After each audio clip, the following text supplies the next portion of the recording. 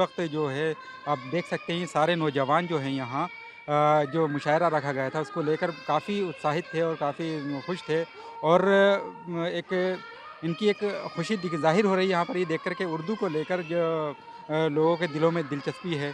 तो हम आइए और भी शायर और शायरात हैं यहाँ जिन्होंने तमसीली मुशायरे पढ़े, तो उनसे बात करने की कोशिश करेंगे। तो आपने कुमार विश्वास साहब का रोल अदा किया, आपको रोल अदा करके कैसा लगा? आप मुझे बताइए। बहुत अच्छा लगा रोल अदा करके इनका।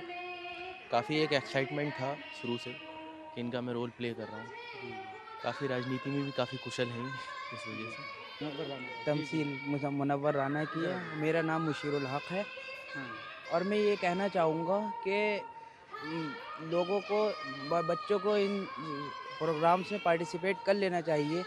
वो इस वजह से कर लेना चाहिए क्योंकि हम जैसा देख रहे हैं कि कुछ ज़बानें ऐसी हैं जिनकी शुरुआत तो बहुत अच्छी है, हुँ। जिन्होंने कई ज़बानों को पैदा भी किया, लेकिन जी। वो धीरे-धीरे पीछे होती जा रही हैं। हमारे साथ बहुत सारी जो इस कॉलेज की लड़कियाँ हैं, उन्होंने भी बड़ी दिलचस्पी दिखाई इस मुशायरे में। मेरा नाम हबीबा फ़िरोज़ जी, जी, जी। और मैंने इस मुशायरे में मोहतरमा अंजुम रहबर का रोल अदा किया था। जी। वो कहते हैं ना वो इत्रदान सा लहजा मेरे बुज़ुर्गों का, रची बसी हुई है उर्दू ज़बान की खुशबू।